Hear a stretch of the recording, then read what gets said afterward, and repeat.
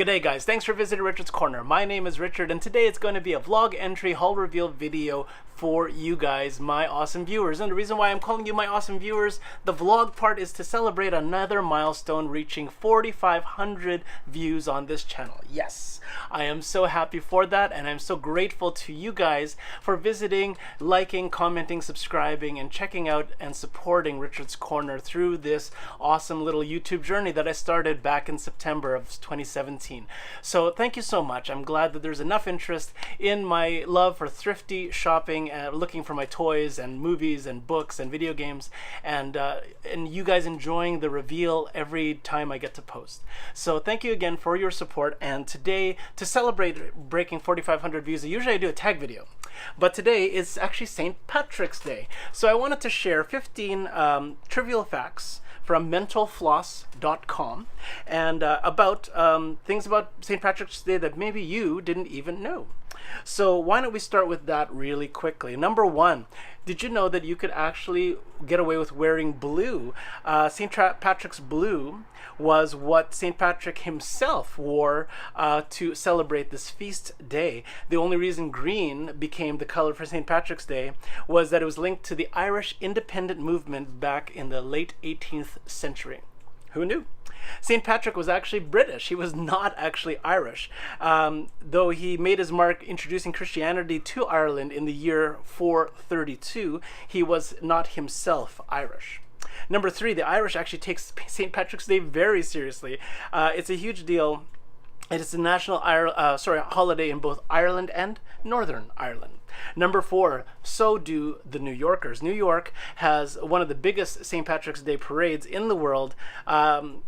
Over 250,000 marchers, 250,000 marchers have come up on Fifth Avenue on foot, and it still does not allow floats, cars, and other modern trappings, so it's just a march. It's very cool. In Chicago, number five, did you know that it takes 40 tons of dye to get the Chicago River to turn green for St. Patrick's Day? Very, very serious business in Chicago. Number six, did you know that St. Patrick's Day used to be a dry holiday where drinks were not allowed? It was actually considered a very religious holiday. But in 1970, the day was coveted a national holiday, and then the stout resumed flowing, as it says here, which is pretty interesting.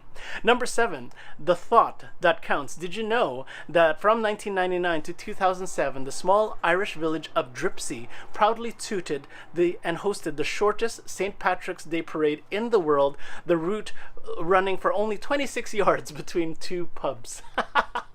But today, the title for the shortest parade belongs to those in Hot Springs, Arkansas, where their parade only runs for 98 feet. Pretty funny.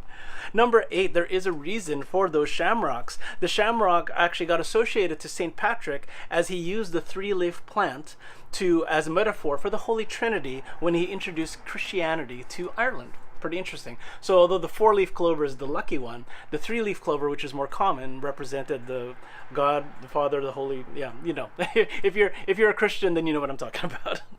Number nine, cold weather actually helped St. Patrick's legend. The legend goes in Irish lore that he is credited for driving all the snakes out of Ireland, but modern scientists suggest that actually the cold back then drove the snakes away from Ireland.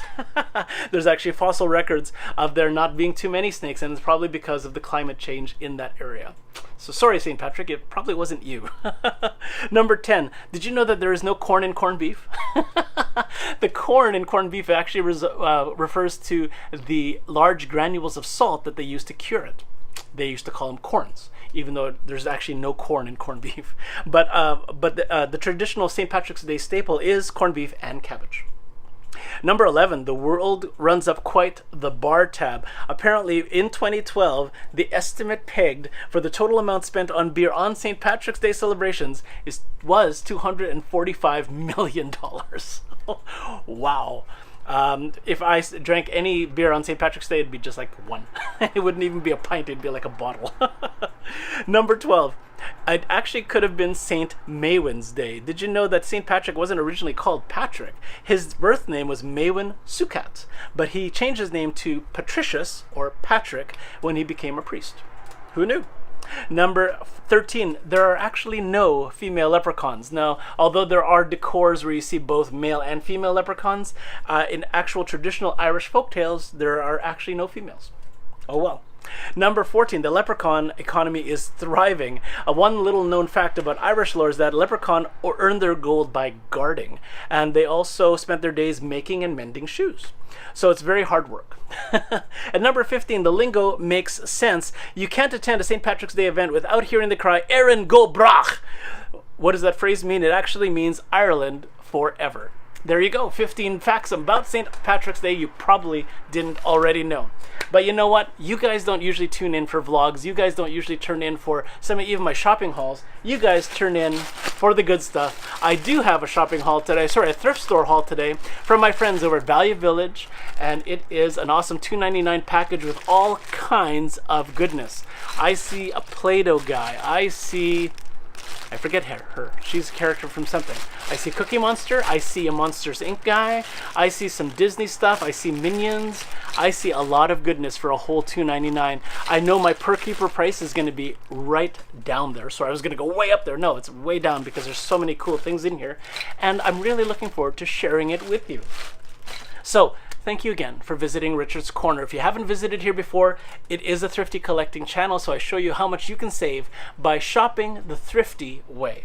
So I'm going to put everything out on my tabletop. I'm going to do some online pricing, and I hope you enjoy this haul reveal.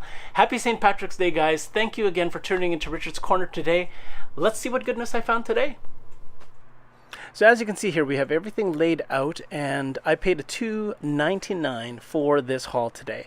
Very, very good price for this entire bundle. It's a very dense bundle, obviously. And out of the 12 pieces that I have here, I think I'm going to be keeping 11.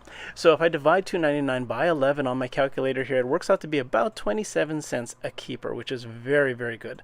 And the reason why that's significant for my newer viewers is that when I compare these items to pricing online, like eBay, .ca or .com, you'll see that I walked out way ahead as far as pricing. And now I don't flip these per se, although I do make room for new items in my Overflow Marketplace. I'll link that card up there. Those are things that are just sort of, that I need to let go of so that I have space for all these new hauls. But I don't flip them per se. I just sort of like sort of seeing what they're worth online, and just sort of understanding, wow, like as a thrifty collector, I'm really saving a lot of money getting all these really cool items at thrifty pricing. So why don't I start with the thing that I'm probably not going to keep, and it's this Fisher Pricey kind of guy. He's very rubbery and he's very generic. Looks like kind of an explorer kind of guy with a really nice hat and boots. He's got his explorer's pack on. Fairly nice, but I mean, it's just too generic considering I'm more of a pop culture-y kind of collector. I'm not sure if my youngest is going to enjoy it, but I will put it aside for him. Otherwise, it will find its way back into the donation bin for a new life with another child or collector. So this one's not going to say. So bye-bye. Sorry, buddy. But I am going to be keeping the characters here, and I think I will start with these Play-Doh Town figures. Now these really cute figures. Now I know these are two girls, and I know they don't have any hair or hair, but like as characters themselves, they're very, very super cute. Now Play-Doh Town is actually Play-Doh's first attempt at having a series of Play-Doh specific characters versus them emulating Star Wars or Marvel or something like that. So this is their own exclusive line of people. And what they do is they pack these characters in with Play-Doh dough itself, along with a play set of some sort that either presses out the hair that you can add to their heads, or other pieces that you can press and put together as accessories for these characters. Now I'm not sure of the names of the lady characters here. She happens to have this nice little bunny imprint on her dress, which you can obviously squeeze some Play-Doh in and pop out to get a little bunny icon. She's got some really cute slippers on, and again, no hair, but you'd stuff it in with Play-Doh and add hair to complete her. She is just a super cute figure. Now the pricing below reflects her being sold in a play set, so I don't have any specific listings for the characters by themselves, which makes it kind of a unique find. I don't have any Play-Doh Town characters, so this is quite a nice nice find for me. So there's no specific year that these ones have any. Oh, maybe they do have a copyright on the back here. It doesn't say what year they're made, but they are made by Hasbro, and they are part of the PlayDoh Town series. Again, these are PlayDoh Town figures that go along with the PlayDoh Town play sets. Not a bad find. Very, very cute figures, and very, very much worthy of being kept in Richard's Corners collection. Now, this guy, I was actually surprised to find any listing at all. I'm guessing that this is from maybe those $2 or $1 vending machine kind of things.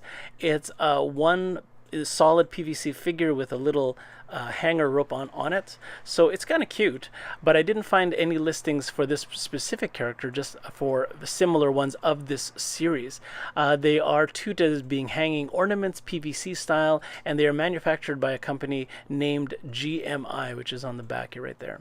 So a very cute figure, obviously from Minions. I'm not sure if it's specifically from the Minions movie or if it's from one of the Despicable Me movies, but it is one of the cute ones here with this awesome little I love that the painting and details go all around versus it just being the first half of the figure, which sometimes cheaper figures would be made of.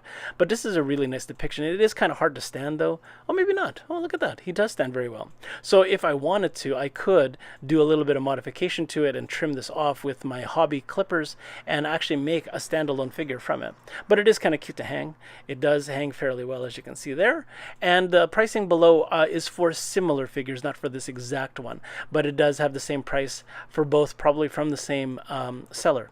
But again, it is a Minions hanging ornament from a PVC style figure made by a company called GMI. Not a bad find for this nice haul. Very, very nicely rendered figure there. That's really awesome. Now these two guys are very recognizable, but a little obscure as far as listings are concerned. Now this one is from McDonald's, Smurfs of Lost Village. I've hauled a lot of these, and the pricing online usually includes them being in a set. So I'm not going to price this one out. I've seen many of these, and they're probably only worth a few bucks by themselves, but worth a little bit more if they came with the house. Nonetheless, I have a lot of these, and I'm probably on my Overflow Marketplace. I would sell them in a big lot. This is, I think, Lily. One of the Smurfettes from the movie, the newer movie. So that's pretty awesome. Now this Pikachu is a little bit more unique. It doesn't have, it's not made by Tommy, and the Tommy figures are like the ones I have in the background here. They're made out of a more rubbery plastic, and this one's a little bit more like harder. Better be careful, I don't want to snap his ears off. Sorry, Pikachu. But it is a very, very awesome Pikachu. I love his shiny eyes. I love the shiny finish on this.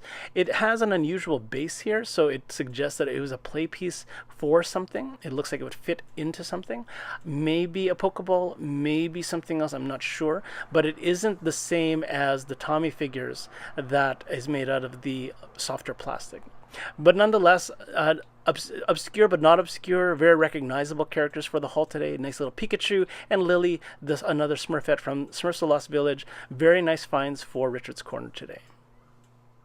Now this little guy, his name is Marshall. He is from Paw Patrol. My nephew, David, he really loves Paw Patrol. So this actually might go to him, but not without showing it on the channel first. Now this is Marshall. He has this awesome like a backpack here, and I love his little hat.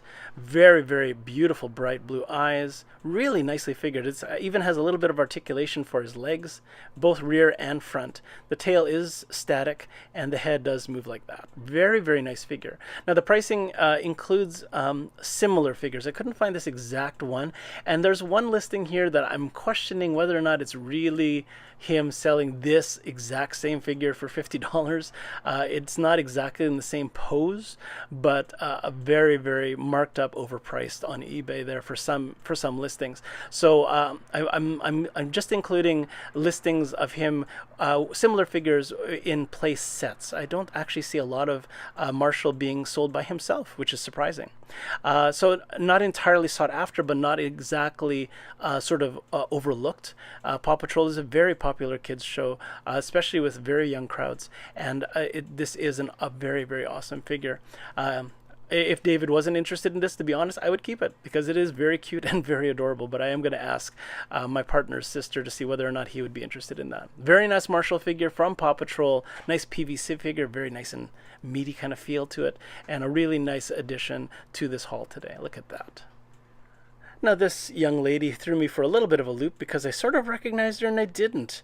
And then I had to sort of look at the back. Merrick Brown, oh my goodness, this is actually Francine from the series Arthur. Now Arthur is an animated series and mostly on PBS. Same channel that would show Sesame Street and Mr. Rogers' Neighborhood. I'm dating myself, thank you. And so this is Francine, baseball-themed Francine. I could not find any listings on ebay.ca, but ebay.com had an exact listing for this exact figure for quite a premium for this figure. I'm really surprised, actually. It maybe suggests that this was either an exclusive from PBS or maybe it was part of a gift set, because it seems kind of unusual for her to be just in this pose, in this theme, without there being sort of complementary characters.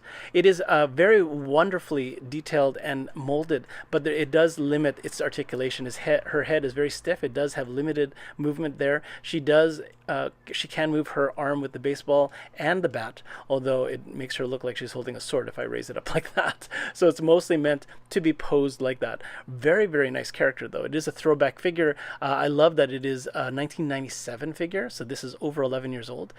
So very, very neat to find something like this. It's not easy to find characters of this caliber and of this age in such good condition. Really, really nice. I even love that they have got the seams on the side of the jeans there. Love the bunching up of the sweater, like as it sort of cinches at her waist kind of thing. Very, very nice figure. Really, really beautiful. Again, Francine from the Arthur series PBS show, 1997 figure right here. Very nice.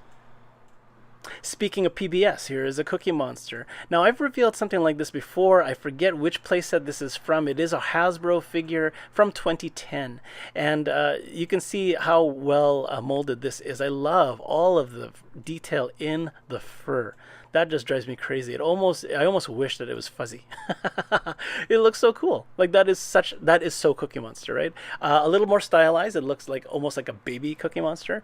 And I believe I'm gonna have to see if I can link the card up here. It's gonna be of a video where I show a few more of these. I think I have a Telly, and I think I have an Elmo, but I forget which characters I have. But I mean, I know this hexagonal hole is from a playset, and I know that I've hauled these before. So I'm going to have to do a little bit of digging within my video manager, but if I did link a card up there, that is from that.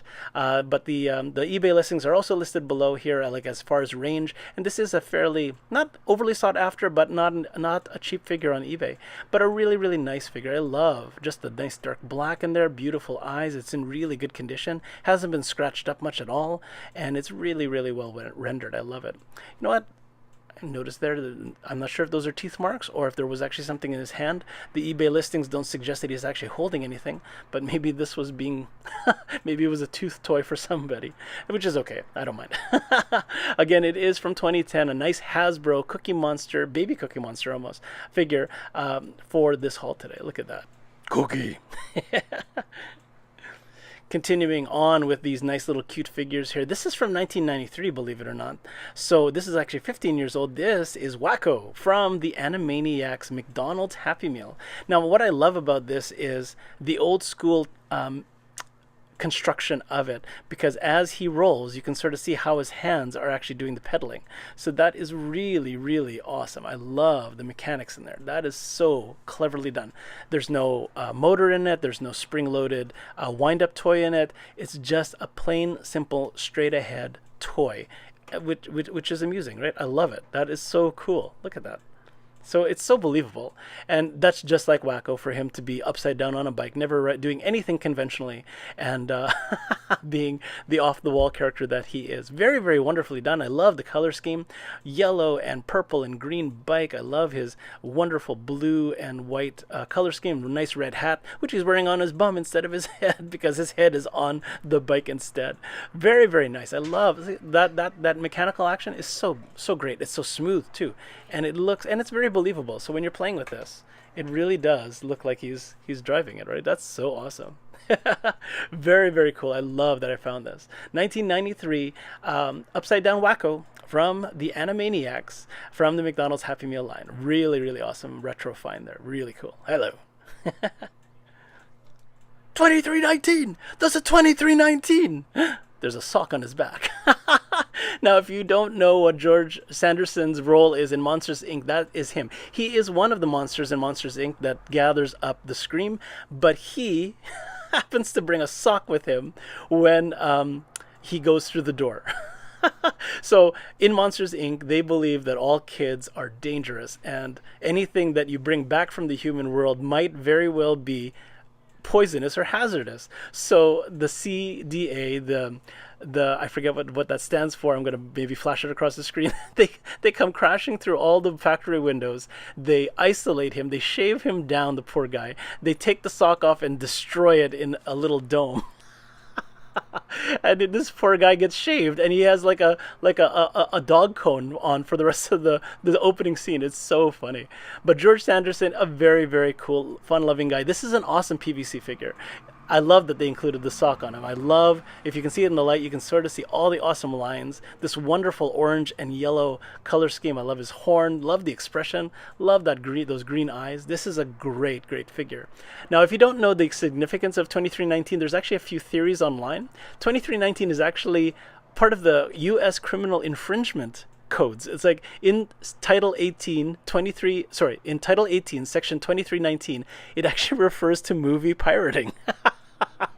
So some people think that it's Pixar's shot at people trying to pirate their movies.